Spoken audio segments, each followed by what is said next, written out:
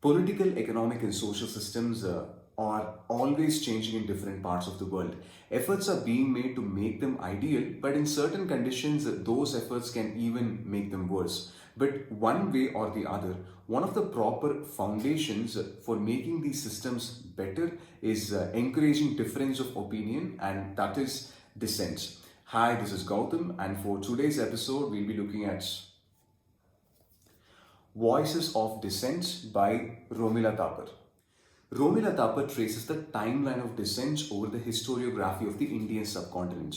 Now, you can see that during each and every phase, there has been one or several forms of dissent. And this clearly indicates that the argument that you have this monolithic, unified, single religion does not hold water because there has always been several sects or several types which has coexisted. The first chapter deals with the introduction part where the author talks about the self and the other living in the same region or living in the same country or any section. Now, when we talk about the self and the other, now both of them try to represent a group of individuals, and these individuals have some differences. So, in a region or in a country, when you have an other, a group of citizens or group of individuals who are different from the so-called self. And this is where the author argues the point.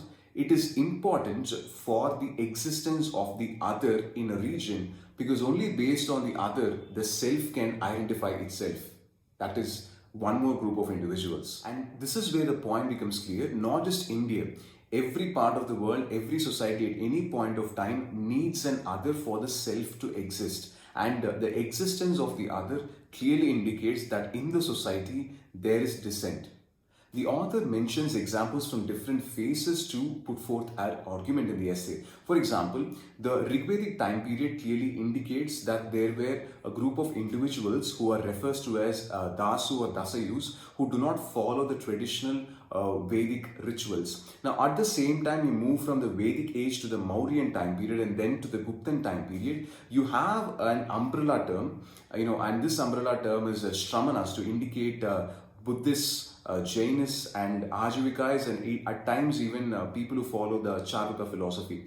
Now, the point is the Shramanas are different from Brahmanas because they don't follow the tradition of rituals and they are considered as a group of non-believers. And during the Mauryan time period, we all know that the Buddhist and Jainist religion were really doing well, and over a period of time they slowly wane out. And during the Guptan time period, the Shramanas kind of disappear and they lose their patronage from different parts of India. And this existence of Dasayus in the Vedic time period or the Shramanas during the Mauryan and Guptan time period is a clear indication of the existence of dissent. The idea of dissent continues over several centuries through the Bhakti movement, where the Bhakti saints or Bhakti Sans and the Sufi Pirs indicate that you don't want knowledge, you just want pure devotion to reach God. Romila Thapar, using these observations and using historical references, states that that is why the monolithic observation as Hindus or Muslims does not hold water when it comes to the complex, intricate nature of how things were actually in India. So this concept of monolithic, single unified religion is something which is associated with colonial writings of history after the so-called modern time period starts, after British historians start writing it. And this is brilliantly portrayed by her. I'll just read a small passage from page number 100. So it goes, the colonial reading of Hinduism was suffused with the reading and study of Brahmanical texts, without seeing the limitations of this being the religion of a small, although significant segment of society. The religion of this segment was not the religion practiced by the whole of what was called Hindu society. What was not highlighted by the sources they consulted and therefore not understood was that the Hindu identified more immediately with the sect and caste rather than an overarching religion. This gave flexibility to the identity. The intimate connection in India between caste and religion, irrespective of the particular religion, tended to be overlooked in the reconstruction of the religions. The institution that emerged, encapsulating diverse forms of belief and worship, was the sect that also provided a religious identity. The sects ranged across the span some agreeing with and furthering existing religion, and some dissenting from it. There is also an inquiry made, an interesting inquiry into the freedom struggle part, where she looks at Gandhi Satyagraha, the foundation for several of his movements, including non-cooperation movement, the civil disobedience movement, as to as to how far it followed the tradition of dissent. And finally, the book ends with the contemporary protests which we had in Shaheen Bagh in Delhi regarding the Citizenship Amendment Act.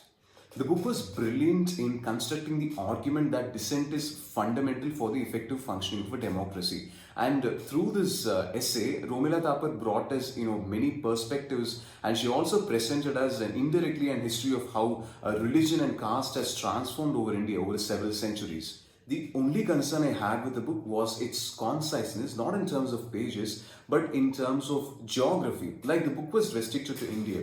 Well, if dissent is fundamental in a democracy, there are several democratic countries in the world, and if you look at the level of dissent which is allowed, it is not the same. You take the present scenario, certain opinions or certain actions, rather than being considered as a localized action, it is blown off into tyrannical proportions. For example, it's related to contemporary politics, which is still under discussion right now.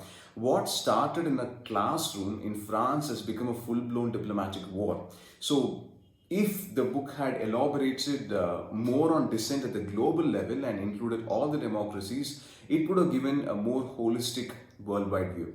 So that's it for now. And before I close, I just want to remind one thing. I know that the Dystopian Classics was not actually on schedule. It was supposed to be posted the previous Sunday, and I'm just shifting the timetable 1 week later. So this Sunday we'll be having a Dystopian Classic episode, and from the next Sunday we'll be switching over to on alternate weeks with the Kerala book list and then the Dystopian Classics. So that's it for now. If you like the video, do like, comment and subscribe. Thank you.